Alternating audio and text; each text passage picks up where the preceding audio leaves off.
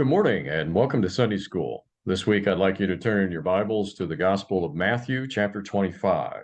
Almost to the end of Matthew, not quite, but Matthew chapter 25. And what you're going to find there is we're in the middle of a very long discourse of Christ that started way back in, several chapters back. If you start in chapter 22, largely those are the words of Christ, and in particular, just about all of chapter 23 and almost all of chapter 24, and then all of chapter 25.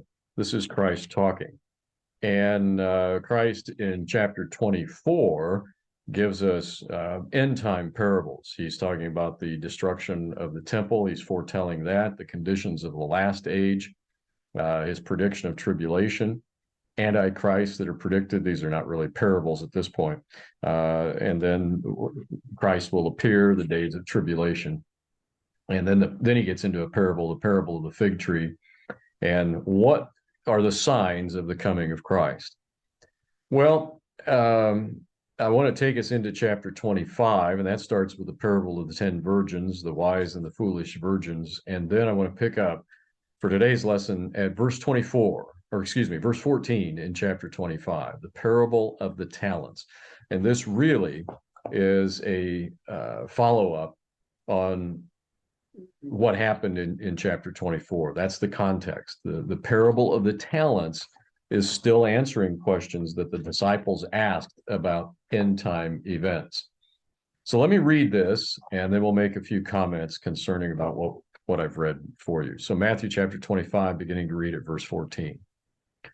For the kingdom of heaven is as a man traveling into a far country, who called his own servants and delivered unto them his goods. And to one he gave 5 talents, to another 2, and to another 1, and to every man according to his several ability, and straightway took his journey. Then he that had received the 5 talents went and traded with the same, and made them other 5 talents. And likewise he that had received 2, he also gained the other 2. And he that had received 1 went and digged in the earth and hid his Lord's money. After a long time, the Lord of those servants cometh and reckoneth with them. And so he that had received 5 talents came and brought another 5 talents, saying, Lord, thou deliverest unto me 5 talents. Behold, I've gained beside them 5 talents more. His Lord said unto him, Well done, thou good and faithful servant. Thou hast been faithful over a few things. I'll make thee ruler over many things. Enter thou into the joy of thy Lord. He also that had received 2 talents came and said, Lord, thou deliverest unto me 2 talents. Behold, I've gained 2 other talents beside them. His Lord said unto him, Well done, good and faithful servant. Thou hast been faithful over a few things. I'll make thee ruler over many things. And enter thou into the joy of thy Lord. Then he which had received the 1 talent came and said, Lord, I knew thee, that thou art a hard man, reaping where thou hast not sown, gathering where thou hast not strawed. And I was afraid, went and hid thy talent in the earth. Lo, there thou hast, that is thine. His Lord answered and said unto him, Thou wicked and slothful servant, thou knewest that I reap where I sowed not, and gather where I have not strawed. Thou oughtest therefore to have put my money to the exchangers, and then at my coming I should have received mine own with usury, or interest. Take therefore the talent from him, and give it unto him which hath 10 talents. For unto every one that hath shall be given, he shall have abundance. But from him that hath not shall be taken away, even that which he hath. Now pay attention to this. And this is Christ speaking. And cast ye the unprofitable servant into outer darkness. There shall be weeping and gnashing of teeth. Translation on verse 30.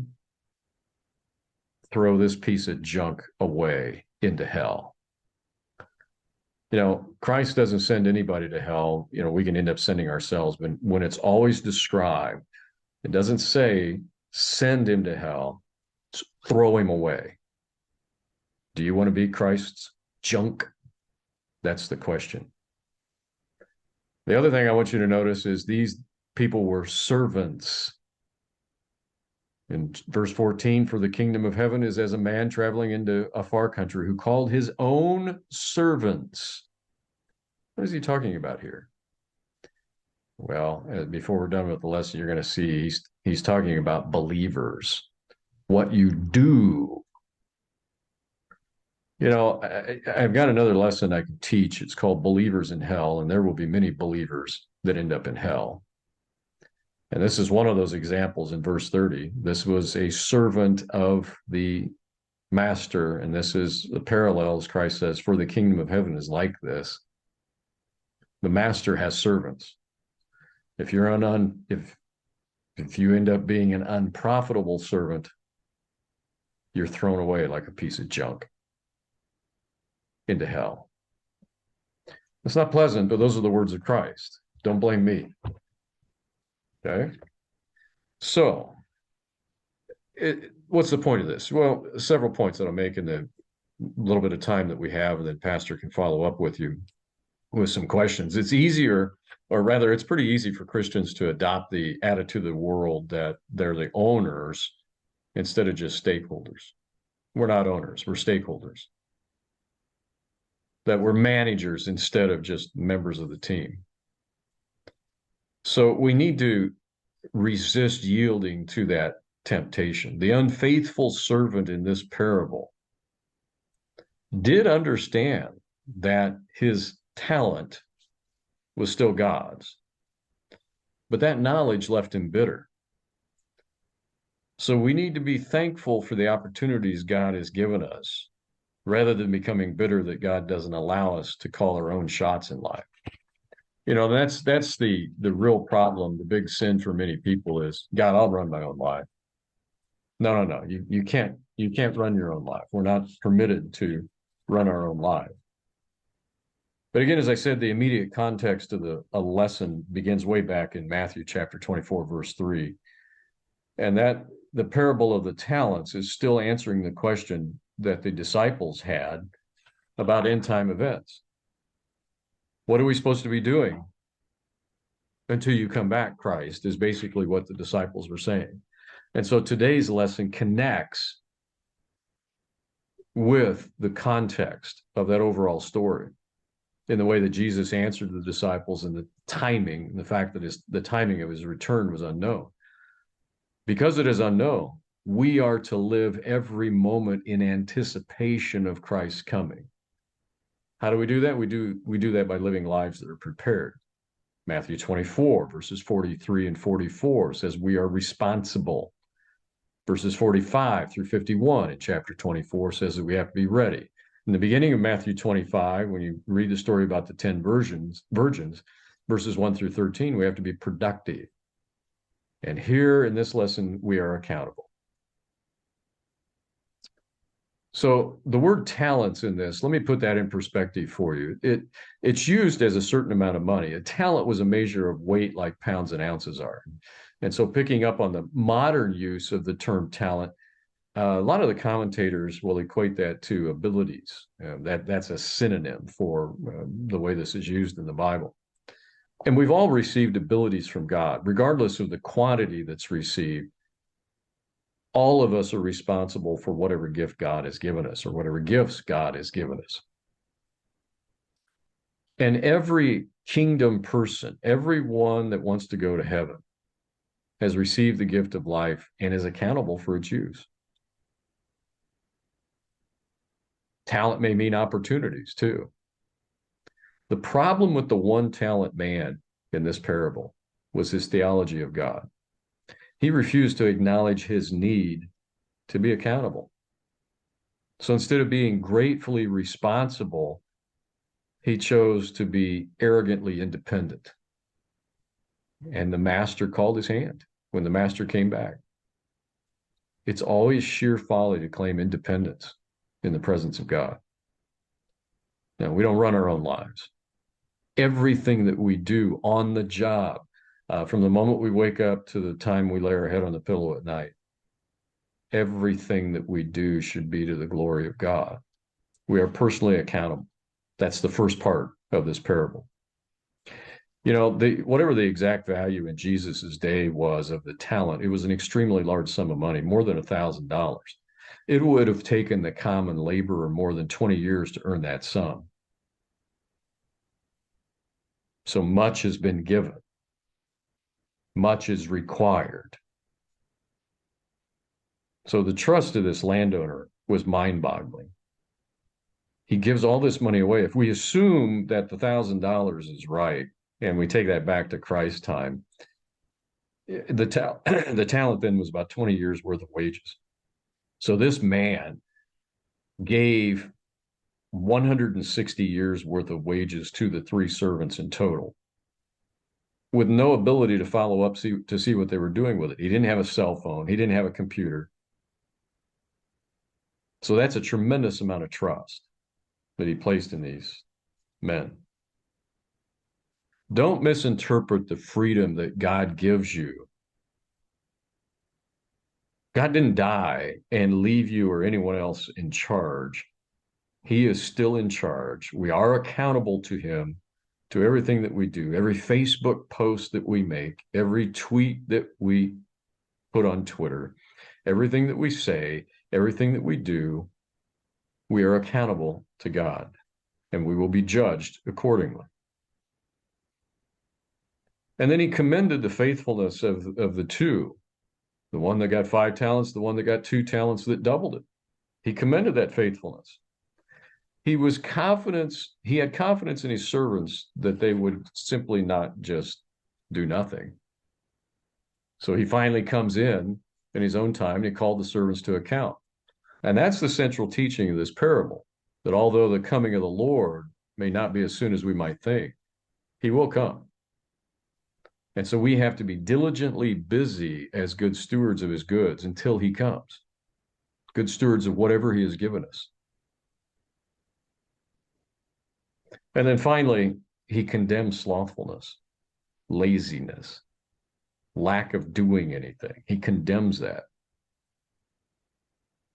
And he was clearly displeased with this third individual, the third servant, because the third servant said, I know you, master, very well. You're tough-minded. You're virtually impossible to please. And he was overwhelmed by the success of his master. The servant was a small man, not just in his abilities, but in his concept of his master and in his concept of himself, and his perception also of life's possibilities. He knew what the master was expecting of him, but he saw himself as being completely incapable of measuring up to that. So he was willing to risk the possibility that the mere preservation of what the master gave him would be praiseworthy. But it wasn't. The master was very angry. He saw through the servant's excuse. To preserve the money that was given him by burying it was declared to be wickedness, slothfulness. That's just the opposite pronouncement that was given to the other two. So the master turned the third man's excuse into the very reason he should have at least done something. His problem was ineptness and laziness. The master was interested in his money making a profit. The servant should have at least put it on interest at the bank. I think we can infer that had he at least done that, he would have been rewarded. But because he was only given a little, just a little was required. He did nothing. The point is, he did nothing with the little that he had. It was taken from him. Christ finishes in verse 29, unto everyone that hath shall be given. He shall have abundance, but from him that hath not shall be taken away, even what he has, and be given to the ones that already have something. I like this illustration. In a recent address of Bishop Hughes, he spoke of a deacon in a certain church in Boston who many years ago said to himself, I cannot speak in a prayer meeting.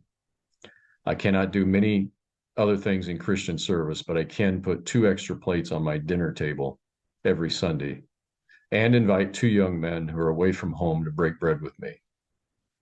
He went along doing that for more than 30 years. He became acquainted with a great company of young men who were attending that church, and many of them became Christians through his personal influence. When he died, he was to be buried in Andover, 30 miles away. A special train was chartered to convey that funeral party. It was made known that any of his friends among the young men who had become Christians through his influence would be welcomed in a special train car set aside for them. 150 of them came and packed that car from end to end in honor of the memory of the man who had preached to them the gospel of the extra dinner plate. Do that. Do whatever you can with whatever you've been given. Don't sit on the sideline. And that's a key point. I think that's probably enough for today. Pastor will follow up with a few questions and comments for you on this lesson. But the whole point of this is we are required to do something with what God has given us. If that's prayer, it's prayer.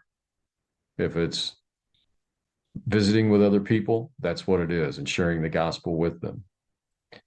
But we always must realize that we don't run our lives. Everything that we have, we are stewards. We are to take care of it for God. We're to make it better for God.